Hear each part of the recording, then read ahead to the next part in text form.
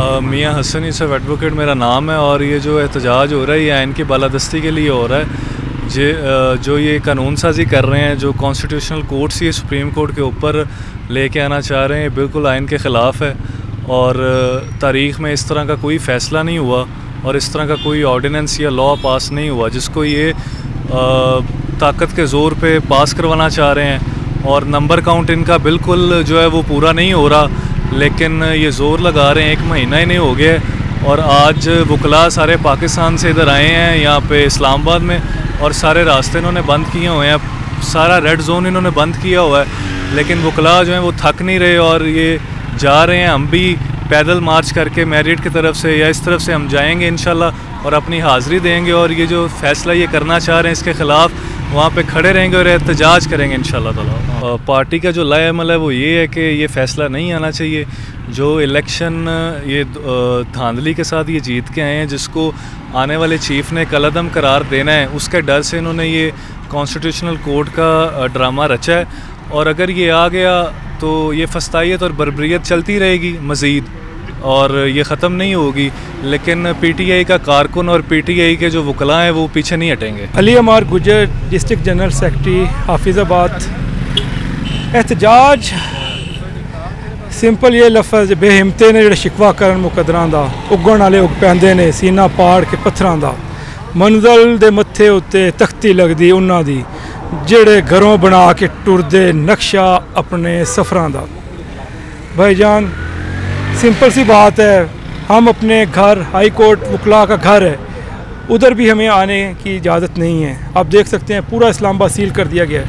मकसद क्या है कि जो गैर आइनी तरामीम जो प्रेजेंट गवर्नमेंट है वो लेकर आ रही है, वकला कम्यूनिटी उसको रिजेक्ट करती है और जो so called bar council, supreme court bar, Pakistan bar के नुमाइंदे हैं वो हकीकी मायनों में वकला के नुमाइंदे नहीं हैं।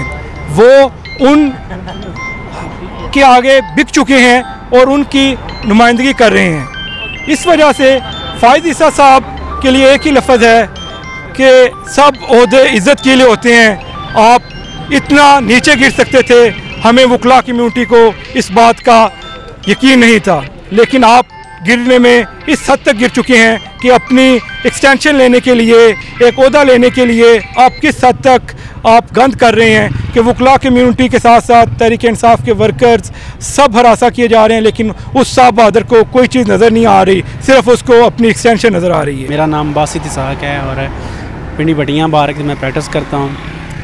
और ये एहतजाज हम जो है कहरानी ये जो ला रहे हैं तरमीम, इसके खिलाफ़ हम कर रहे हैं। और काजी फ़ायज़ ईसा जो अपनी एक्सटेंशन लेना चाह रहे हैं, तो पहले भी हमारे जनरल सेक्रेटरी ने कहा है कि ये ओहदे जो होते हैं इज़्ज़त के लिए होते हैं, जब इज़्ज़त ही ना हो तो फिर ओहदे का क्या फ़ायदा।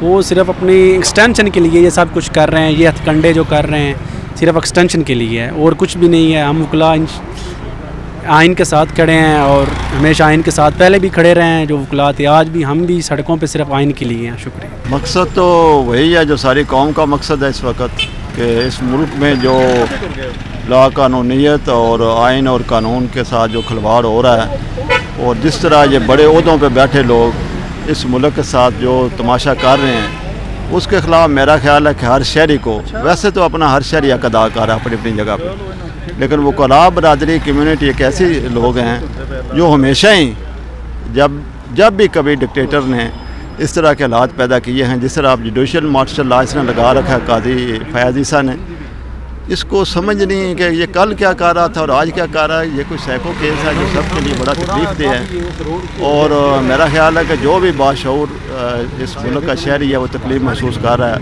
इस मरले पे अपनी अपनी जगह पे अपना कंट्रीब्यूशन कर रहा है। तो ये एहतजाज तो खालिस्तन वकला इस मौजूदा जो कोर्ट सिस्टम बना हुआ है जिसमें जुडिशरी भी डिवाइड है और एक शख्स वहाँ पे बैठ के उसने अपनी मनमानी शुरू कर रखी है। सिस्टम तो चलते हैं किसी पैरामीटर पे, किसी आइन और कानून पे, किसी तरीके पे। तो इस तरह जब आप एक जलम जब बना देंगे सिस्टम को तो फिर उसमें ये क्लैश बड़े ख़तरनाक पैदा होते हैं।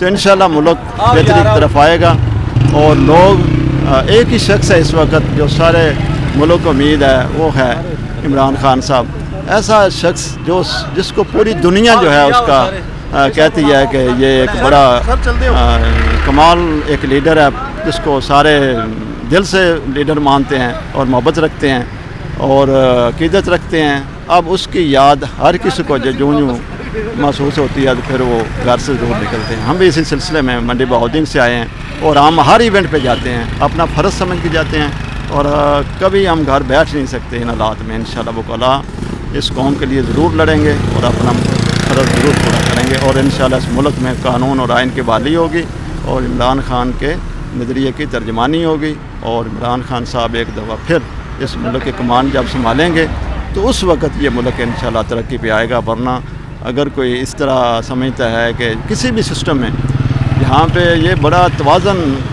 है, कुरान पाक में है ज़मीन और आसमान अगर तवाज़न पे कायम है तो मेरा ख्याल है कि फिर इंसाफ के मतलब ही सारा सिस्टम चलता है। तो जब अनजस्टिफाई होगा तो फिर वही कौल हज़रत अली वाला कि ऐसी कौमें ऐसे मुआशरे कभी कामयाब नहीं हो सकते या नहीं चल सकते जिनमें इतनी नाइंसाफ़ी हो और इस हद तक नाइंसाफ़ी होगी ये कभी सोचा भी नहीं था। मेरी प्रैक्टिस को भी तकरीबन 30 साल हो चुके हैं। मैंने मुशर्रफ दौर में भी बड़ी एजिटेशन की थी, शामिल थे हम उसमें भी, जेल में भी रहे हैं, लेकिन इतना जो इस वक्त ब्लंडर हुआ है ना ये पहले कभी नहीं हुआ था। तो मेरे पास अब क्या महज़ब अल्फाज तो इस शख्स के लिए हैं नहीं है, लेकिन ये ज़रूर कहेंगे कि इसका मुग्गा तेरा शो काजी गो काजी गो काजी। बहुत शुक्रिया।